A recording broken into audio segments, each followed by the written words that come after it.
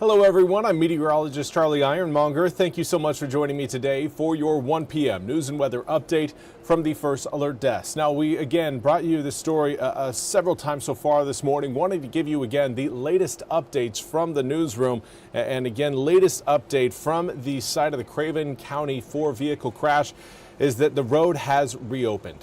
Now, Craven County officials say the crash happened on Antioch Road between Branch Canal Road and Highway 17 before 8 a.m.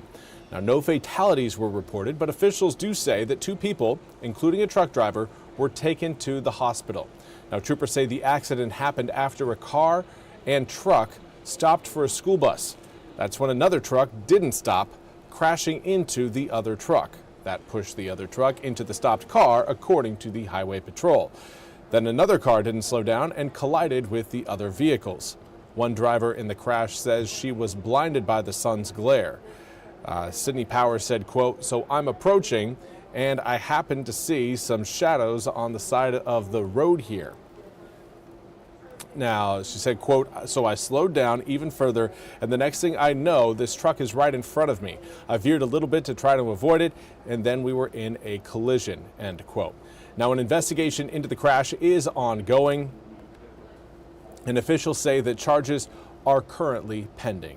I do apologize about our video ending there, giving you guys kind of a bit of some black screen, but now we want to turn to home security cameras and how the disappearance of Nancy Guthrie has prompted some homeowners to perhaps make some changes to their own home security systems. NBC's Emily Akeda has more. Since the release of these chilling images from the night of Nancy Guthrie's disappearance, authorities say tips have been pouring in. How often is video a breakthrough for investigators? There is video everywhere. Video surveillance has become a critical element for law enforcement in helping solve crimes. Images the FBI recovered from Nancy Guthrie's Google Nest doorbell camera, providing critical clues. Using the rim of the arch along with the tiles, experts will be able to get his height, weight, and shoe size almost exactly. Nationwide, concerns about crime and safety are the main reason many homeowners install cameras around their properties. In fact, according to a recent survey, nearly 80% of U.S. homeowners say they own some type of security camera, including the most popular doorbell cameras. Widely used brands include Nest, Ring, Arlo, and Blink, which all offer cameras that record video and alert homeowners to sounds and movements at their door through an app on their phones. When you think of these cameras, think of it more as not just someone ringing your doorbell and it presses record. You can set motion detection. You can set alarms that go off. Prices for the cameras can range depending on a variety of options. Wi-Fi enabled cameras tend to be easy to put up and more affordable, costing anywhere from about $50 to $300, but experts say they can lose signal. Hardwired versions usually offer a more stable connection and don't require charging, but can be more difficult to install and cost hundreds more. You could also opt to pay a monthly subscription fee from as low as $4 a month all the way up to $25 a month to get premium features like long-term video history and storage. In Tucson, investigators faced a huge challenge trying to recover video from Nancy Guthrie's Nest camera that had been disconnected from the home's Wi-Fi. Officials were eventually able to access the footage through back-end systems. I recommend to everyone to get at least a camera for every major entrance to your home. And again, that was Emily Akeda reporting.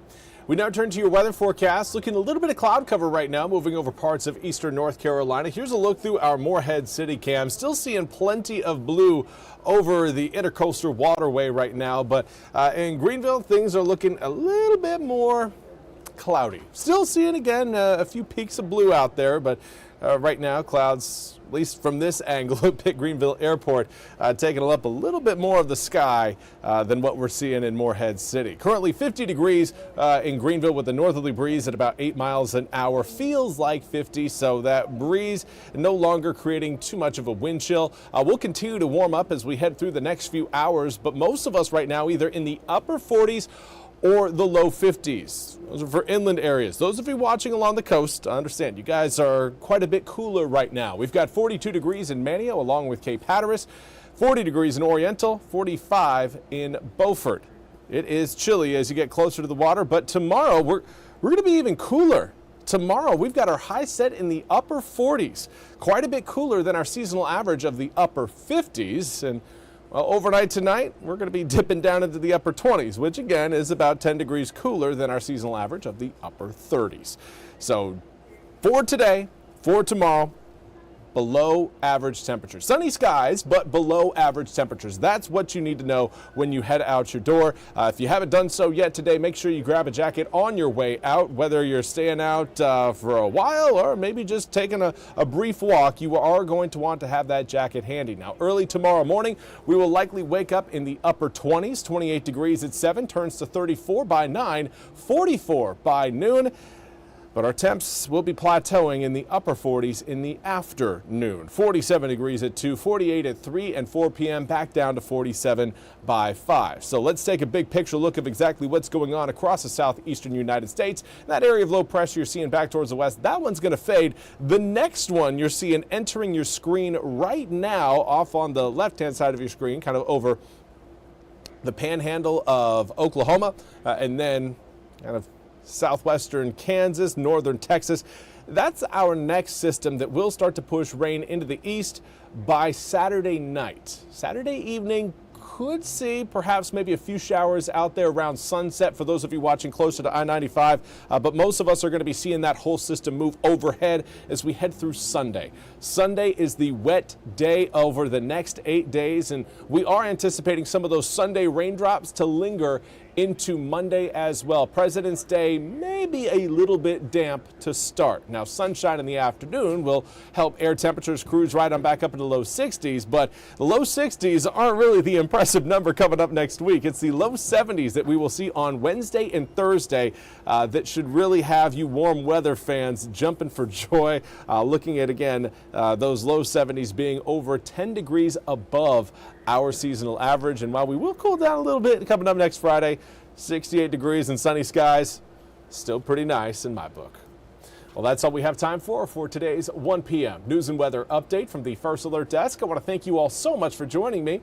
We'll be back with more news and weather coming up at the top of the hour. Until then, have a fantastic rest of your Thursday.